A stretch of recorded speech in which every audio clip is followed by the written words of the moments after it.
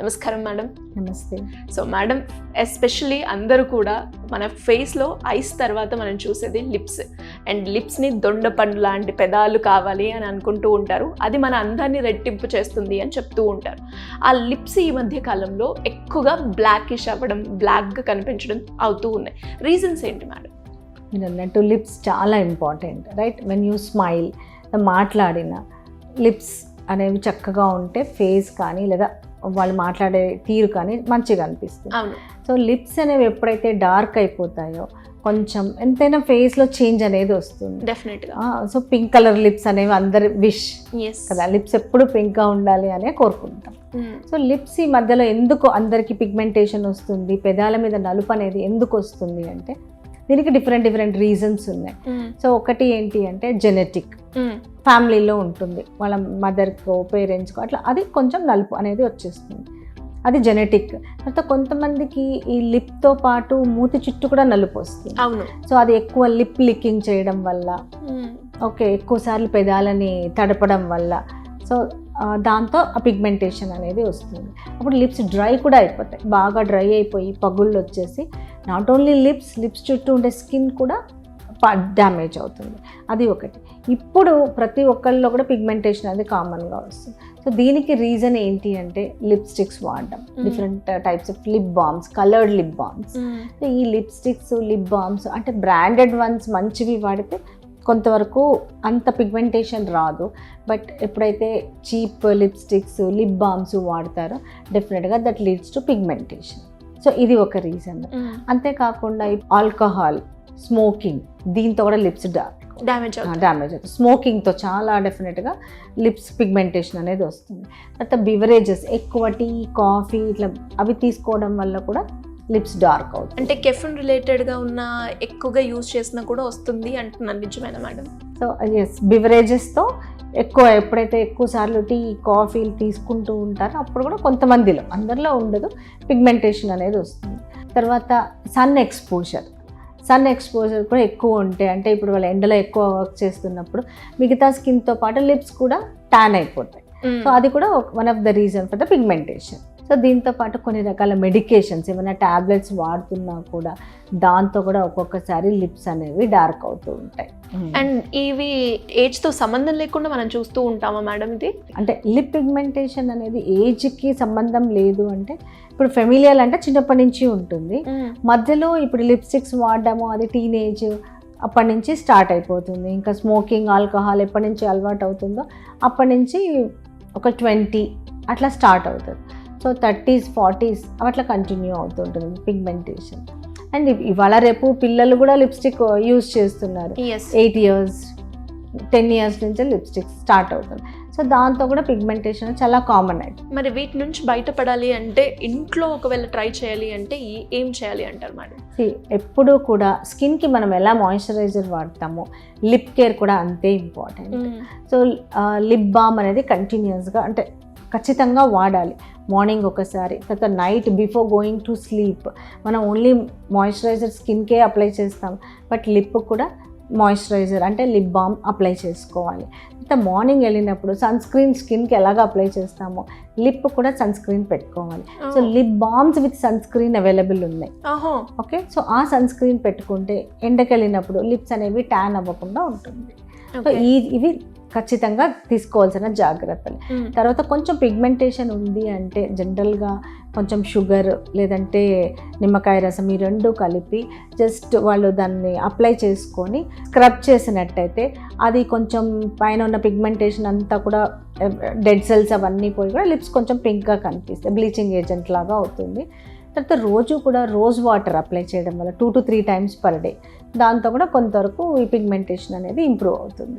అంటే ఎన్ని డేస్ పాటు కంటిన్యూ చేయాలి మేడం? ఇప్పుడు మీరు చెప్పిన ఏదైనా కూడా మనం ఒక సర్టెన్ పీరియడ్ ఆఫ్ టైం వరకు వాడితేనే మనకి రిజల్ట్స్ కనిపిస్తాయి అని చెప్తూ ఉంటారు. కాబట్టి ఇవి మీరు చెప్పిన టిప్స్ ఏవైతే ఉన్నాయో అవి ఎన్ని డేస్ ఫాలో అవ్వాలి? ఇవి కంటిన్యూస్గా వాళ్ళు యూజ్ చేయాలి. సపోజ్ ఒక 3 weeks or 4 weeks, 6 weeks తర్వాత కూడా దెర్ ఈజ్ నో రెస్పాన్స్ అంటే ఇంకా వాళ్ళు ట్రీట్మెంట్కి రావాల్సి ఉంటుంది. బికాస్ ఏదైతే సూపర్ఫిషియల్గా ఉంటుందో అదంతా కూడా వీటి వల్ల పోతుంది. సో అయినా కూడా పోలేదు అంటే that is deeper pigmentation.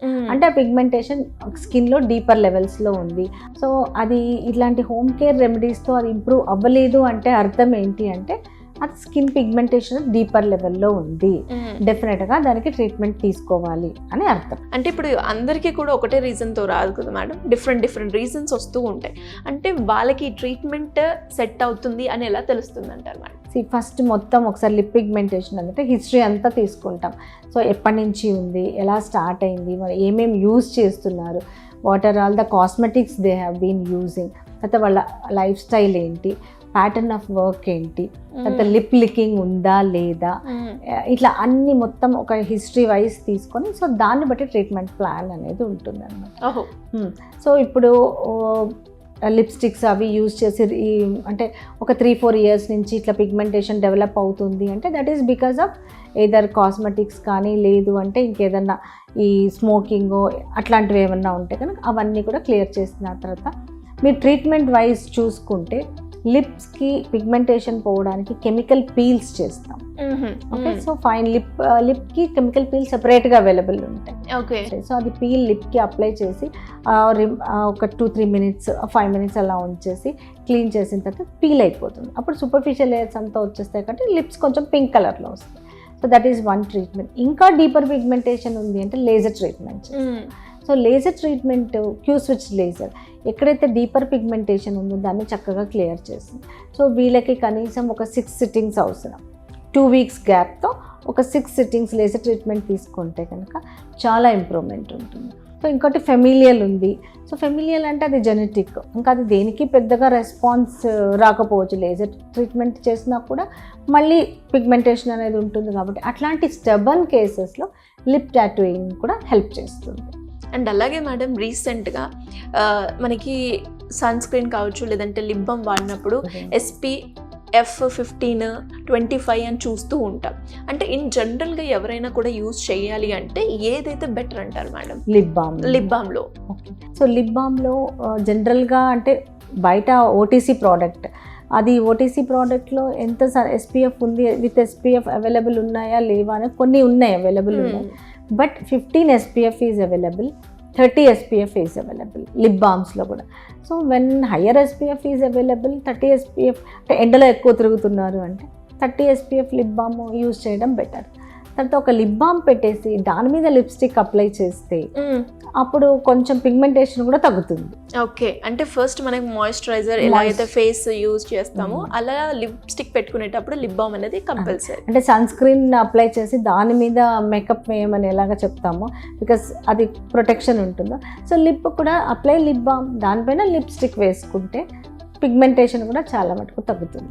And అలాగే మేడం ఇది జెండర్తో సంబంధం లేకుండా మనం ఇద్దరిలో చూస్తూ ఉంటాం కాబట్టి అంటే వాళ్ళకు కూడా సేమ్ రీజన్స్ అంటే జాగ్రత్తలు పాటించాలి అన్న కూడా సేమ్ అంటారా మేడం? ఏదైనా డిఫరెన్స్ ఉంటుందంటారా? సేమ్, అది ఏమి అంటే జాగ్రత్తలు అంటే సేమ్ వాళ్ళు కూడా లిప్ బామ్ అప్లై చేసుకోవాలి.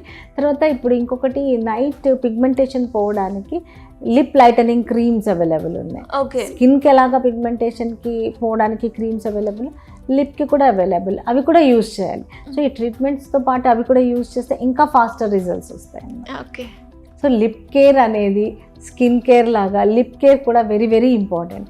స్కిన్ వరకు చూసుకొని లిప్స్టిక్ వేసుకుంటే సరిపోతుంది అంటే, కానీ వన్స్ లిప్స్టిక్ లేకుండా కూడా లిప్స్ బాగా కనిపించాలి. ఎస్, సో దానికోసం డెఫినెట్గా నైట్ మాయిశ్చరైజర్ పెట్టాలి, మార్నింగ్ లిప్ బామ్ పెట్టుకోవాలి విత్ SPF. ఇలాగ చేస్తే చాలా మటుకు పిగ్మెంటేషన్ అనేది రాదు.